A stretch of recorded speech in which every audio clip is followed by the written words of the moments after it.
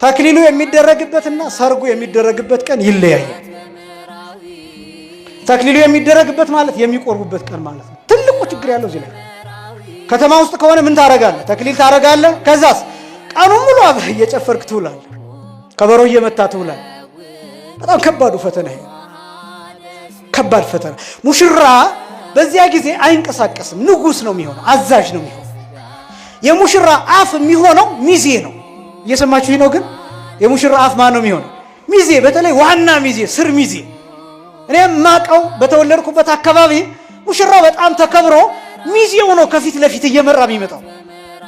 የሚጠይቀው እንግባ ወይ የሚለው ሚዜው ነው፣ እንውጣ ወይ የሚለው ሚዜው ነው፣ እንብላ ወይ የሚለው ሚዜው ነው፣ እንጠጣ ወይ የሚለው ሚዜው ነው፣ ልንሄድ ነው አሁን ብሎ መጀመሪያ የሚነሳው አጨብጭቦ የሚናገረው ሚዜው። ስለዚህ ሙሽራ ሚዜ የሚሾምለት ምንም ነገር እንዳያደርግ ነው። በዛ ሰዓት ምንም ነገር ሙሽራ ያኔ የማይችለው ነገር የለም፣ ሁሉንም ይችላል። ለማሳየት ጥረት ማድረግ አይጠብቅበትም። በጣም ትልቁ ችግርም አሁንም በከተማችን እኛንም ጨምሮ አገልጋዮች የምናደርገው ነው።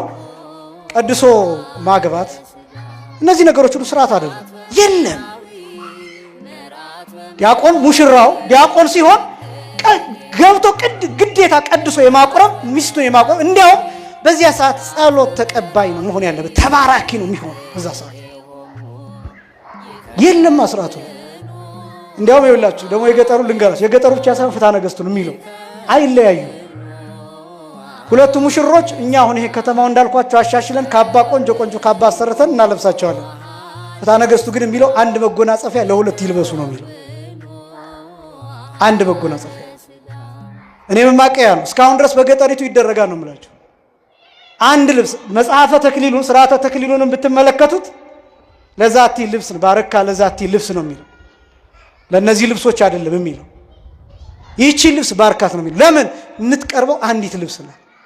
አክሊል ሲሆን ግን አክሊላት ብሎ ይናገራል። ለምን? ሁለት አክሊል ነው የሚቀርበው። እነዚህ ሁሉ ጸሎት ይደረግባቸዋል። መጎናጸፊያው ጸሎት ይደረግበታል። ከዛስ ያ መጎናጸፊያ አንድ ሆኖ ሁለቱ ይለብሱትና መሃል ላይ በልክ እንደ መርፌ ቁልፍ አይነት ልክ እንደዛ በዛ ይያያዛል። ስለዚህ እስከ መጨረሻው አይለያዩ። ቆርበው እሷ ወደ እናቷ ቤት ትሄዳለች፣ እሱ ወደ ቤተሰቦቹ ቤት ይሄዳል። 40 ቀን ይቆያሉ። ስንት ቀን ይቆያሉ? 40 ቀን።